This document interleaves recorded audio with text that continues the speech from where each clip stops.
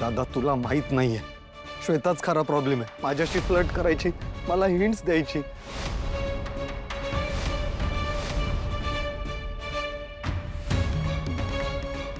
Sorry.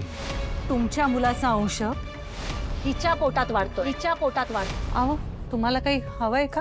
हळद, दूध, सरबत, लिंबू सरबत काही आणू का? बरं तुम्हाला उद्या सकाळी निघावं लागणार आहे ना, मी मदत करू बॅग भरायला? तुम्ही थांबा इथे फक्त थोडा वेळ. ओके.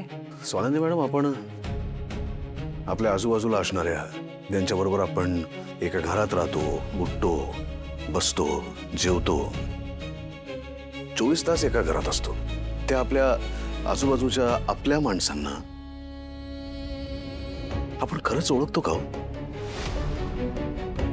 आपल्याला त्यांची एकच बाजू माहिती असते, पण एका माणसात अनेक माणसं दडलेली असतात. आपल्याला तो एकच माणूस दिसत असतो. तो माणूस वेगवेगळ्या माणसांशी वेगवेगळं वागत असतो आणि आपल्याला ते माहितीच नसतं. पण म्हणजे आपण त्या माणसाला ओळखतो का नाही, काय समजायचं आपण, आणि कोणावरती विश्वास ठेवायचा का नाही ठेवायचा? एखादा माणूस आपल्याला 100% माहिती आहे हे कुठल्या बेसिसवर आपण म्हणू शकतो स्वानंदी मॅडम?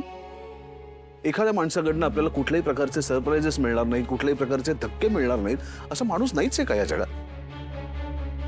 कुणाबद्दल काही सांगताच येत नाही, मग करायचं कसं, जगायचं कसं, आणि विश्वास तरी कसा ठेवायचा कोणावर? मित्र, नातेवाईक, घरचे, हे सगळं खोटं आहे. यातलं कोणीच विश्वास ठेवण्यासारखं नाहीये.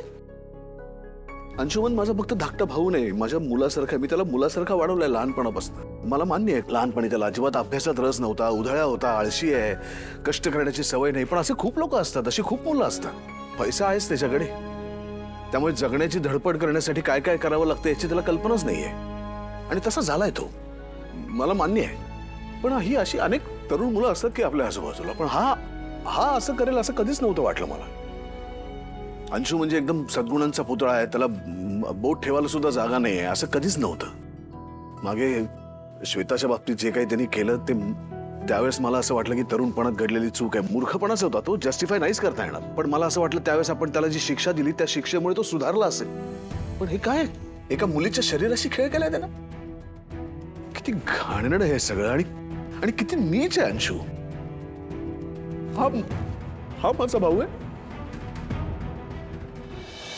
ऐका ना, हो तुम्ही किती त्रास करून घेताय. नको ना, एवढा नका त्रास करून घेऊ. तुम्ही शांत व्हा बरं आधी. कसा शांत हो स्वानंदी मॅडम, कसा शांत?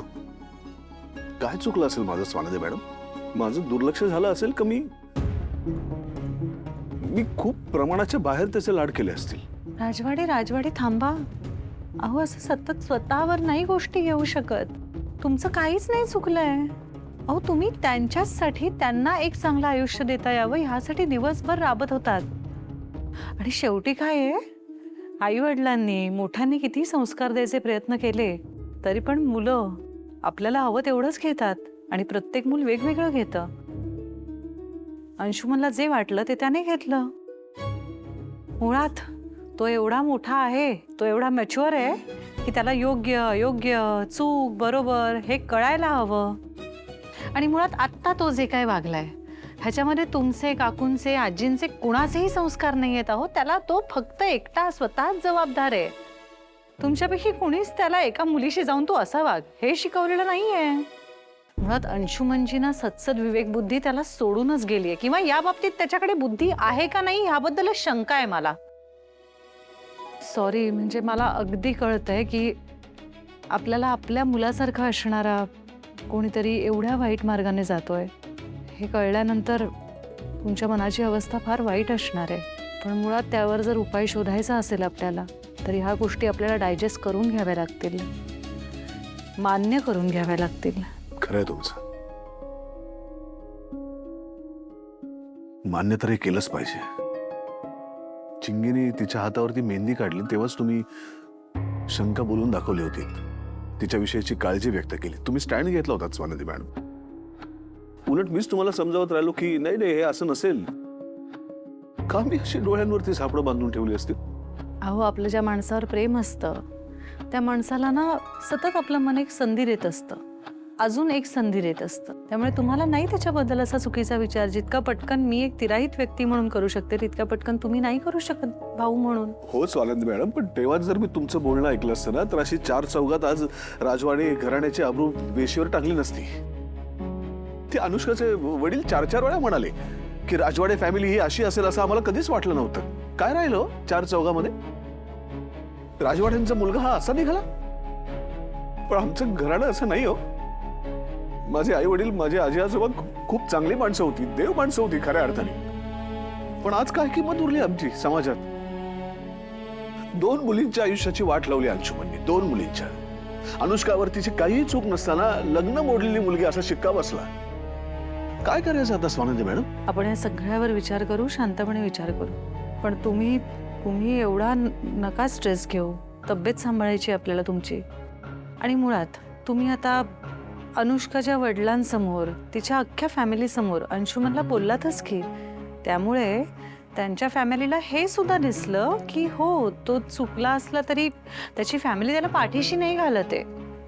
त्यामुळे मुळात राजवाड्यांचं अख्खं घराणं सरसकट वाईट आहे असं नाही वाटणार त्यांना. राजवाडे, कळतंय का? तुमच्या निर्णयाबद्दल ते मला नाही वाटत चुकीचा विचार करतील. नाही, अंशुवरला मी कधीच माफ नाही करू शकणार. त्यांनी त्या मुलीला फसवलंय, त्यांनी राजवाड्यांच्या नावालाही बट्टा लावलाय. आणि या चुकाने स्वानंदी मॅडम हा एक मोठा गुन्हा आहे. आणि या गुन्ह्यासाठी अंशुमनला जेवढी शिक्षा मिळेल ना तेवढी कमीच आहे माझ्यासाठी. हो, पण त्या सगळ्या आधी आपल्याला विचार करायला हवा की चिंगीचं काय करायचंय.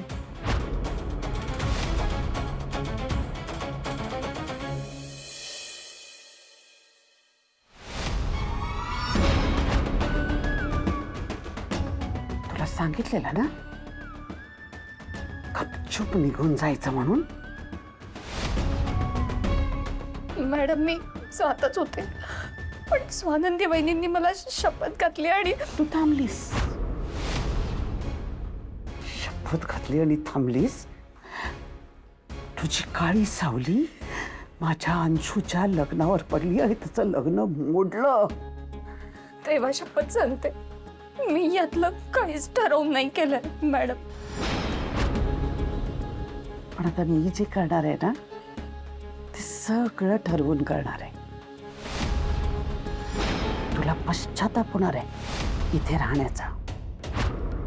तुला असं वाटलं रे मी का राहिले ते, कारण तुला कल्पना नाहीये तू कोणाच्या वाटेत आडालीस. माझ्या मुलाच्या सुखाच्या आड आलीस का? हा, वाट लावून टाकीन तुझी.